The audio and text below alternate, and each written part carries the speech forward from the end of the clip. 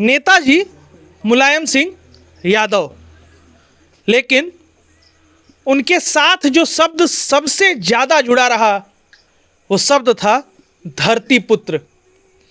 पिछली अक्टूबर में वह इस मोह माया के लोक को छोड़कर परलोक को चले गए, लेकिन आज भी और आगे भी वो लगातार अपने चाहने वाले और उनके विचार को मानने वाले, वो जिस विचारधारा को मानते थे, समाजवादी विचारधारा को मानने वाले, ऐसे तमाम लोग अपनी तमाम गतिविधियों से सदैव मुलायम सिंह यादव को जिंदा रखेंगे, नेताजी को जिंदा रखेंगे, धरती पुत्र को आगे आने वाली पीढ़ियों से रूबरू कराते रहेंगे।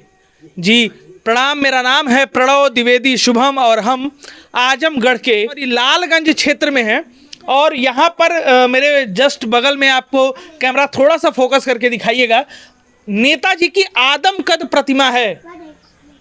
नेताजी मुलायम सिंह यादव जी की आत्मकद प्रतिमा यहाँ पे है जो कि अभी प्रक्रिया में है और इसको बनाने वाले एकदम एक सामान्य सी पृष्ठभूमि से आने वाले राजबली जी हैं जो कि नेताजी के मुरीद भी हैं।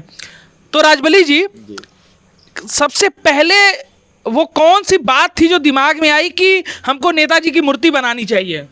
नहीं, विचार तो पहले हम तो जिस तरह थे, इनके जिस कार से जिसके इनके रास्ते पर चलने वाले मैं पहले से था। जी जी। इसके बाद तो मूर्ति शिक्षा ले लिया, मूर्तिकार भी बन गया। जी जी। इनके विचारों से इसके बाद मैं इनके शौक में बहुत, मैं अचानक कोई नहीं की प्लानिंग में बनाऊंगा इसको।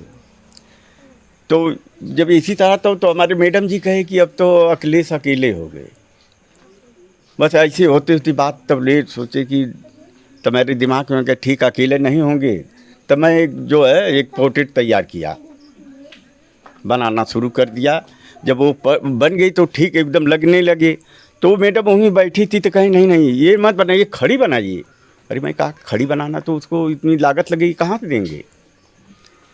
फिर मैं बात को उनका मान गया, मैं इसको शुरू कर दिया रात दिनों में। फिर इसको जब बना के खड़ा कर दिया तो कोई सहयोग नहीं। मैं तो कहा कि इस समय तुम इतनी बड़ी फरमाइश करिए, बनेगा, बनाने को तो मैं मिट्टी में बना दूंगा। इसमें पीओपी लगेगी, सरिया गिट्टी बालू जो लगता है, इसमें सिगमेटिक कलर लगता है, ये तो इतना लागत कैसे है। ठीक है, जब हमारे पास ये है व्यवस्था, जैसे गाना हो फिर नहीं हो। तो हमारी एक गाय थी, कह कि कौन से कौन पीओपी लेके ढाल लीजिए, फिर कई मूर्ति बनाएंगे, पैसा मिलेगा तो पूरी मूर्ति बना दीजिए। आप सुन रहे हैं ना यहाँ पे कि राजबली जी के परिवार से राजबली जी की धर्मपत्नी जी ने ये कहा कि घर का गहना बेच दीजिए। एक गौ माता है, हमारे यहाँ गौवंश में है, लोगों ने गाय बेचते हैं लोग, फिर खरीदते हैं लोग, तो उस गाय को भी बेच दीजिए, लेकिन नेताजी की आदमकद प्रतिमा तैयार होनी चाहिए इस मुफलिसी के भी दौर में। राजबली जी, आप कहे ना कि आप शुरू से ही, पहले से ही नेताजी से प्रभावित रहे हैं, तो वो क्या वाकया था, कब आप नेताजी से जुड़े, कब नेताजी से प्रभावित हुए? देखिए, नेताजी पहलवान थे, मैं भी कुश्ती लड़ता था। अच्छा, आप कुश्ती भी लड़ते थे? जी जी। अच्छा, कुश्ती लड़ते थे। लोग कहते हैं कि जो कुश्ती लड़ता पहलवान उसको कोई ज्ञान नहीं होता है। गांव में यही होता रही तो बहुत मन बुद्धि का है। पहला शब्द मिलता था मुझको, जो कि मेरा स्पोर्ट भी था, दौड़ कूद, मतलब मैं यूनिवर्सिटी में कम से कम 16 स्वर्ण पदक लाया था। अब आपने यूनिवर्सिटी की बात छेड़ी दी है तो हमारे दर्शकों को बता दीजिए कि राजबली जी कहाँ तक पढ़े हुए हैं? मैं फाइन आर्ट मास्टर डिग्री किया हूँ सर, लखनऊ विश्वविद्यालय से। लखनऊ विश्वविद्यालय से एमए फाइन आर्ट हैं? जी, एमए फाइन आर्ट। अच्छा राजबली जी, नेताजी के मुरीद जैसे आप हैं, आप उनके प्रशंसक हैं, समर्थक हैं, ऐसे ही इस पूरे प्रदेश में और प्रदेश के बाहर भी पूरे देश में लोग हैं।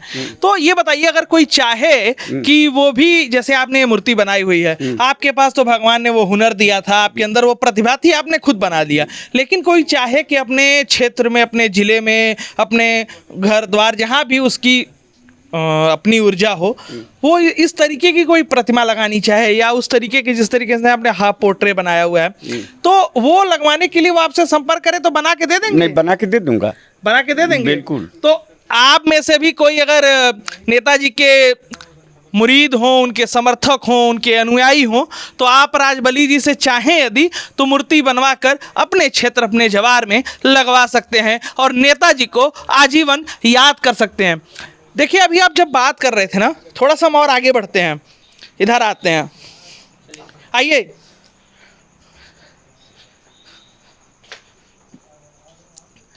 राजबली जी, सामान्य सी पृष्ठभूमि में आपका घर दिख रहा है। अभी पूरी तरीके से, जिस तरीके से वो मूर्तियां अर्धनिर्मित अवस्था में हैं, उसी तरीके से आपका घर भी अभी प्लास्टर तक नहीं हुआ है। रंग रोशन की तो बात ही छोड़ देते हैं।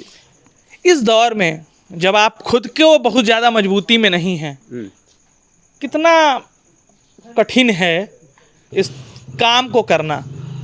देखिए सर, मैं अंदर से मजबूत हूँ जी काम करने की बात, जितनी हमारी व्यवस्था होती है मैं उस पर तैयार हो जाता हूँ। जी जैसे मैं क्या है, नेल्सन मंडेला जी जो मैं मूर्ति कार्नर पर है, जी मैं वो बनाया, जी जो कि उनके विचार, जो कि दुनिया पूरे वर्ल्ड ही उनकी जीवनी मनाता है साल में एक बार। एक ही व्यक्ति को, और बताइए किसी को नहीं मनाता है। मैं उनकी जीवनी पढ़ा, तो उसी तरह से नेताजी को तो हमारे समय तो बहुत व्यवधानें आई, बच्चों पढ़ा रहे हैं। बताइए, बेरोजगार आदमी, कोई बच्चा पीएचडी कर रहा है, कोई आपका कोई एक बालक पीएचडी भी कर रहा है चित्रकूट से। एक दोनों एक साथ मास्टर डिग्री लिए। भाई वो थोड़ा एक ब्रेक कर दिया कि पैसे नहीं, एक कंप्लीट कर लिया, इसके बाद दूसरा के वो कर लेता। तो छोटा वाला मेरा लगन में था, मैं कहा इसको करने दीजिए, बड़ा वाले को रोका हूँ। हाँ। अच्छा राजबली जी, आप मूर्ति के ही पेशे में भी हैं, मूर्तियाँ आप लगातार बनाते हैं, तमाम मूर्तियाँ रखी हुई हैं। आइए हम आगे भी चलते हैं। घर में फ़िलहाल खाना बनने की प्रक्रिया में है। जैसे तमाम मूर्तियाँ हम देख रहे हैं, बाबा साहब भीमराव अंबेडकर जी की प्रतिमा है, विवेकानंद जी की प्रतिमा है, आपके अपने भी आदरणीय पिताजी की, चाचा जी की मूर्ति है, भगत सिंह जी की है। तो ये मूर्तियाँ बिकती भी होंगी? नहीं, ये तो कुछ पर्सनल हैं। जी नहीं, कुछ तो चाचा जी बाबा जी वाली तो होंगी पर्सनल। मैं ये कह रहा हूँ कि जो विवेकानंद जी की जैसे वो बिकती है ना? बिकती हैं। साल भर में कितनी मूर्तियाँ बेच लेते हैं? अरे इस साल तो लॉकडाउन से कोई मूर्ति ही नहीं करी। अच्छा। एक काली जी हैं, वो भी अधूरी हुई हैं भाई। अच्छा। वो जो महंत जी थे उनका डेथ हो गया 10 तारीख को। अच्छा। वही जाने वाली थी कि छठ पूजा में। हाँ। तो राजबली जी, अब कोई आपसे संपर्क करना चाहे तो उसको बस आपका पता दे दिया जाए कि कुछ नंबर भी देना है? नंबर दे सकते हैं, पता तो अब जान ही रहे हैं। चलिए हम आपका नंबर भी दे देंगे अपने दर्शकों में से, या जो भी समर्थक या जो भी लोग जिस तरीके की कोई मूर्ति बनवाना चाहें आजमगढ़ लालगंज क्षेत्र में, वो आप राजबली जी से संपर्क कर सकते हैं। और इस दौर में मैं जिस तरीके से हम देख रहे हैं और अपने दर्शकों को भी दिखा रहे हैं अपने कैमरे के माध्यम से, ये बहुत ही दूभर काम है कि अपने खुद की मुफलिसी में अपने आदर्श के प्रति अपना सम्मान जाहिर करना, कि जब लोग अपने बारे में सबसे ज़्यादा सोचते हैं, उस दौर में अपने हुनर और अपने प्रतिभा के माध्यम से किसी के प्रति श्रद्धान्वित होना, किसी के प्रति श्रद्धा सुमन अर्पित करने का इससे ज़्यादा नायाब तरीका मुझे तो आज तक कभी नहीं दिखा। आपको हमारी ये स्टोरी कैसी लगी बताइएगा ज़रूर। शुक्रिया।